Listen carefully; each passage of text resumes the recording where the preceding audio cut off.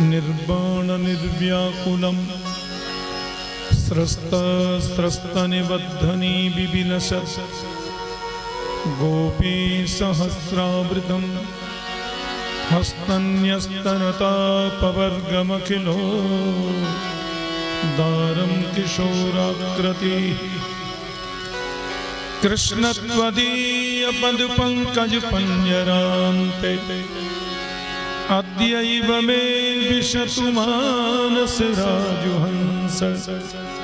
प्राणप्रयाणसमये कफवातपित्तै कण्ठावरोधनविधौ स्मरणं कुतस्ते अज्ञानतिमिरान्धस्य ज्ञानाञ्जनशलाकया चक्षुरुन्मीलितं येन तस्मै श्रीगुरवे नमः।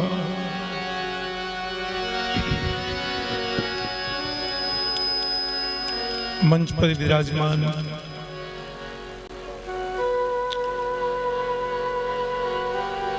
हमारे आध्यात्मिक जगत की महानतम विभूति वैष्णव जगत के सूर्य वैदिक आध्यात्मिक व्यास परंपरा की उत्ताल उर्मियों के रसमय संवाहक श्रीमद् जगतगुरु रामानुजाचार्य डॉक्टर स्वामी श्री राघवाचार्य जी महाराज,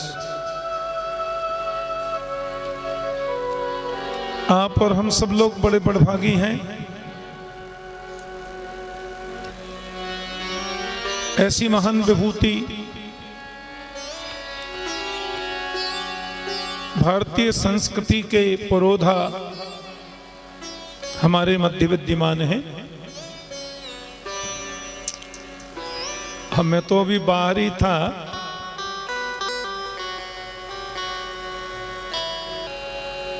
क्योंकि दो वर्ष कोरोना काल में हम लोग अमेरिका यूरोप की यात्रा पे नहीं गए। गत 25 वर्षों से प्रतिवर्ष गुरु पूर्णिमा के बाद जन्माष्टमी तक वहां कार्यक्रम रहते, और इस बार सुखद संयोग था कि हमारे जीवन की 1500वीं भागवत जुलाई में सैन डिएगो कैलिफोर्निया अमेरिका में थी।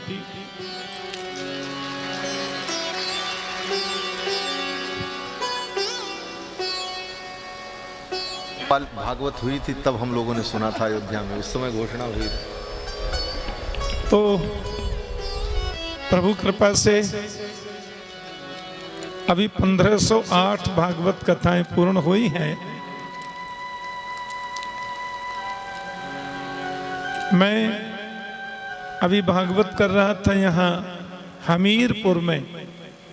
कल शाम को ही पूरी हुई, रात्रि कोई वृंदावन पहुंचा, और परसों महाराज जी के परम कृपा पात्र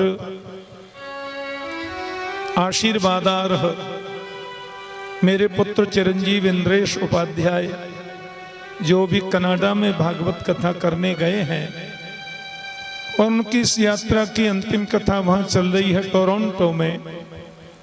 तो परसों चिरंजीव इंद्रेश का फोन आया, बोले महाराज श्री वृंदावन के निकट भागवत कथा कर रहे हैं,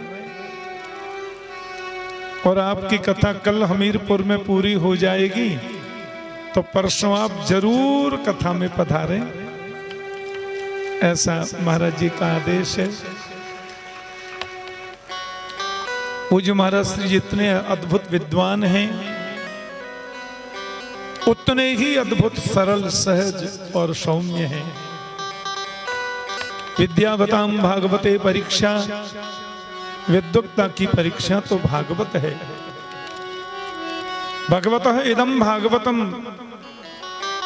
या तो भगवता प्रोक्तम भागवतम, भगवान के श्री मुख से निस्तृत है ये पावन ग्रंथ। और भागवत पोथी नहीं है, किताब नहीं है, ग्रंथ नहीं है। ग्रंथ तो हम लोग इसलिए बोलते हैं कदाचित के इससे ऊंचा शब्द कोई मिलता ही नहीं।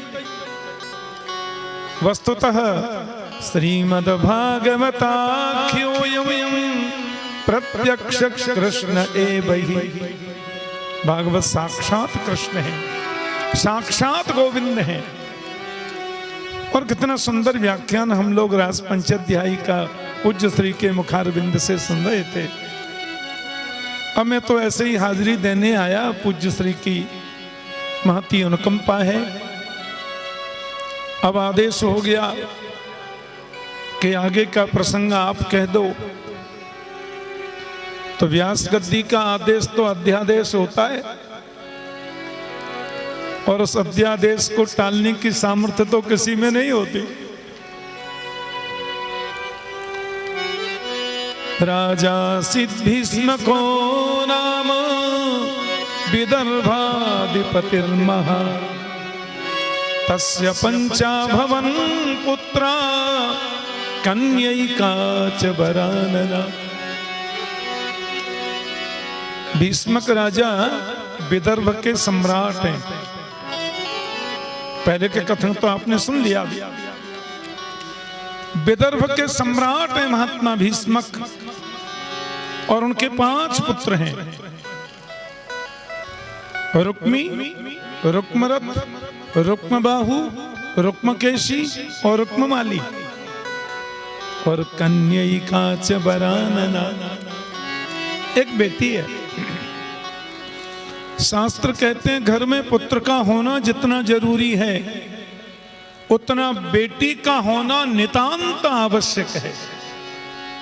भीष्मक महाराज के मन में बड़ी पीड़ा रहती कि मेरे 5 पुत्र हैं लेकिन कन्या तो नहीं है। और जिस पिता ने अपने जीवन में एक कन्या का कन्यादान भी नहीं किया, समझो उसने जीवन में बहुत बड़ा सत्कर्म किया ही नहीं है। एक बात कहूं, पुत्र कुपुत्र हो सकता है, पर पुत्री कभी कुपुत्री नहीं होती। पिता की इज्जत का जितना ख्याल बेटी रखती है ना, बेटा से तो कभी कभी भूल भी हो सकती है।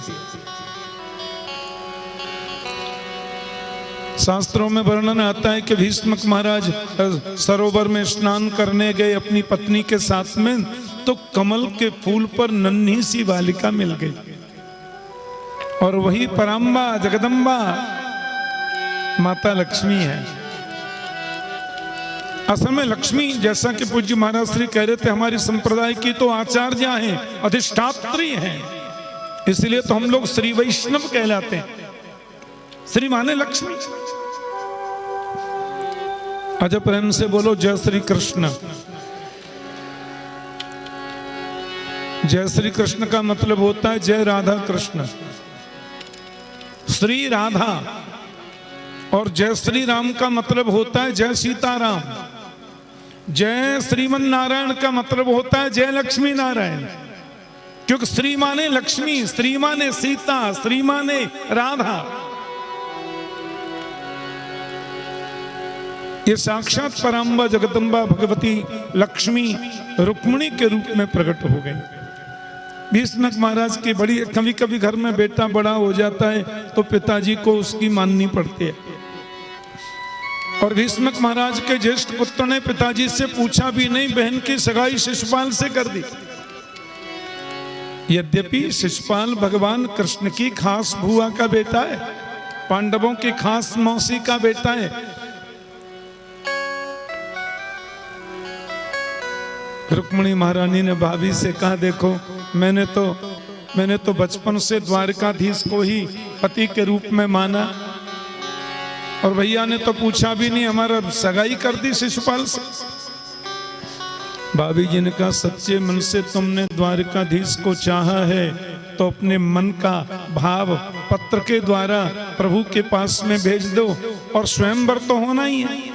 हमारे प्राचीन भारत में विशेषकर राजघरानों में स्वयंवर का प्रचलन था, क्योंकि प्राचीन भारत में स्त्री जितनी पढ़ी लिखी होती थी उसका 2% भी आजकल नहीं है।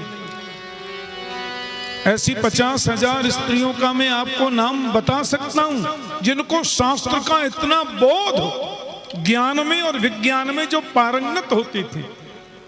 ये मदालसा, मैत्रेयी आदि विदुषी नारियों का राष्ट्र है। रुक्मिणी जी ने अपने मनोभावों को पत्र के द्वारा द्वारिकाधीश के पास विप्र के हाथों भेजा। कसृत्वा गुणान् भुवन सुंदर सिंहतांते निर्विश्य कर्ण विवरै हरतुंगतापम रूपम दृशां दृशिमताम् अखिलार्थलाभम त्वय्यच्युता विशति चित्रम पत्रपम में। हे गोविंद, मैंने आपको देखा नहीं, केवल सुना है। देखो, नवधा भक्ति में जो पहली भक्ति है उसका नाम है श्रवणम, और रुक्मिणी जी के पत्र का जो पहला शब्द है वो श्रुत्वा। बिना सुने जानना नहीं होता, और बिना जाने विश्वास नहीं होता, और बिना विश्वास के प्रेम नहीं होता। जाने बिनु ना होय परतीति, बिनु परतीति होय नहीं प्रीति। सुनेंगे नहीं तो जानेंगे कैसे, और जानेंगे नहीं तो परतीति माने विश्वास होगा कैसे, और विश्वास के प्रेम करोगे कैसे। मैंने केवल सुना है। हे भुवन सुंदर, संसार में ऐसी कौन सी नारी है जो आपके गुणों को सुनकर आपके चरणों की दासी बनना न चाहे। भगवान ने कहा, भाई किसने पत्र लिख दिया, जान नहीं पहचान नहीं, कामा का पत्र ही आ गया। तो रुक्मिणी कहती हैं, भीष्मक महाराज के 5 पुत्रों के बाद मैं इकलौती बेटी हूं। मेरे पिताजी मुझे बहुत स्नेह करते हैं, इकलौती हूं ना, लाडली हूं। मेरे भाई भी बहुत अच्छे हैं, बड़े भाई भी बड़ा प्रेम करते हैं, पर बड़े भाई जिद्दी हैं, अपने मन की करेंगे। और मेरी सगाई शिशुपाल से हो गई। जो वस्तु सिंह को मिलनी चाहिए उसे कोई सियार ले जाए तो बड़े संकोच की बात है। मुझे लगता है कि आप सोचते होंगे कि अंतःपुरांतरचरीं अनिहत्य बंधुन स्वाम उद्वहे कथमिति प्रमदाम्युपायम् पूर्वेद्युरस्ति महती कुलदेवी यात्रा यस्यां बहिर्नववधू गिरिजामुपेया। आप सोचोगे अंतःपुरांतरचरीं अनिहत्य बंधुन स्वाम उद्वहे कथमिति प्रमदाम्युपायम्। अरे भाई, आप तो अंतःपुर में रहती हो, राजकुमारी हो, सब बोले नहीं नहीं, हमारे घर का नियम है, विवाह से पहले बेटी कात्यायनी का पूजन करने जाती है, और मंदिर गांव से बाहर है। मैं भी कात्यायनी के पूजन के लिए जाऊंगी, आप वहीं पधारें, और मातुश्री कात्यायनी की सन्निधि में आपको वरमाला धारण कराऊंगी। आप नहीं पधारे तो प्राण त्याग दूंगी। भगवान ने पत्र पढ़ लिया, पंडित जी बोले पढ़ लिया, मैं जाऊं। कृष्ण बोले जाऊं नहीं, चलते हैं। और हमारे गोविंद पधारे, बड़े बड़े राजकुमार आए थे स्वयंवर में। देखो कितना बड़ा नारी स्वातंत्र। लोग हल्ला मचाते हैं, पुराने जमाने में नारियों को पढ़ाते नहीं थे और ये नहीं थे, और घूंघट। भारतीय परंपरा में घूंघट प्रथा है ही नहीं। माता जानकी जी ने कभी ससुर जी दशरथ जी से घूंघट लगाया हो, ऐसा मैंने किसी शास्त्र में नहीं पढ़ा। पराम्बा भगवती जगदम्बा रुक्मिणी जी ने कभी अपने ससुर जी वसुदेव से घूंघट लगाया, मैंने कहीं नहीं पढ़ा। हमारे यहाँ तो ससुर जी आ जाएं, जेठ जी आ जाएं, जरा नजरें नीची करके सिर झुका के प्रणाम कर लो, हो गया सम्मान। नहीं तो घूंघट तो लगा लिया 3 हाथ लंबा। अब मैंने देखा, मैं तो यही कहूं, यहां तक घूंघट लग रहा है महाराज, और घूंघट में से 2-2 टूक बक रही हैं। आजा बजमारे, तेरे सिर पे हड़िया फोड़ूंगी। आजा बजमारे, तेरे सिर पे हड़िया। ऐसे घूंघट का क्या मतलब है? हमारी वैदिक सनातन संस्कृति, हमारा वैदिक हिंदू सनातन धर्म, ये दुनिया के सर्वाधिक शिक्षित लोगों का धर्म है। और ये 100% टोटली वैज्ञानिक धर्म है। हम तिलक क्यों लगाते हैं? ये विज्ञान है। हम चोटी क्यों रखते हैं? केवल केवल केवल धर्म ही नहीं, ये विज्ञान है। हम जनेऊ क्यों पहनते हैं? ये केवल विज्ञान है। हमारे यहाँ तो आदर्शता है। एक बेटी हमने दी है और दूसरे घर की बेटी बहू बन के मेरे घर बेटी के रूप में आई है। ये परंपरा है। और बेटी के हाथ में बरमाला दी जाती राजघरानों में, और हजारों सजातीय, सगोत्रीय नहीं, सजातीय राजकुमारों को आमंत्रण भेजा जाता और वे राजकुमार आते, बेटी के हाथ में बरमाला दी जाती। बेटी तुम्हें जो प्रिय लगे, अच्छा लगे, उसको बरमाला पहनाओ, बाद में शादी होगी। क्योंकि माता पिता जानते थे कि बर का वर्ण करने में हमारी बेटी गलती कर ही नहीं सकती। यहां सब व्यवस्थाएं हो रही थी। माता कात्यायनी के सामने जाकर के रुक्मिणी जी ने प्रणाम किया कि नमस्ते त्वंबिके भीक्षणम स्वसंतानयुताम शिवाम भूयात् पतिर्मे भगवान कृष्णस्तदनुमोदता। हे परम्बा भगवती जगदम्बा कात्यायनी, मैंने आपसे कुछ मांगा नहीं। भूयात् पतिर्मे भगवान कृष्णस्तदनुमोदताम, कृष्ण मुझे पति रूप में प्राप्त हो, ऐसा आशीर्वाद दे दो। और इन्हीं श्लोकों का ट्रांसलेशन गोस्वामी जी महाराज रामायण जी में करते हैं। जय जय गिरिवर राज किशोरी, जय जय गिरिवर राज किशोरी, जय महेश मुख चंद्र चकोरी, जय महेश मुख चंद्र चकोरी। आदि आदि माँ की पूजा करके जैसे ही आई, मेरे गोविंद मंदिर के पीछे से पधारे। और देखो हजारों सैनिक सुरक्षा में खड़े, कोई भगवान की चरण पादुका देख रहा है, कोई भगवान के दिव्य मुखारविंद का दर्शन कर रहा है, कोई उनके मुकुट का दर्शन कर रहा है, कोई तड़िद्युत विनिंदक पीतांबर को देख रहा है, कोई गोविंद के फेंट में लगी मुरली का दर्शन कर रहा है। पर ये कोई नहीं देख रहा, ये कर क्या रहे? रुक्मिणी जी के पास में गोपाल जी पधारे, उन्होंने बरमाला गोविंद को पहनाई, गोविंद ने उनको उठाया, रथ में विराजित होकर ये गए कि वो गए। बोलो जय श्री कृष्ण। सैनिक लोगों ने पीछा किया, सब परास्त हो गए। रुक्मिणी जी के भाई ने पूछा, अरे भाई रुक्मिणी कहाँ है? सैनिक बोले, वो तो ले गया। क्यों? तुम हजारों लोग सुरक्षा में लगे थे।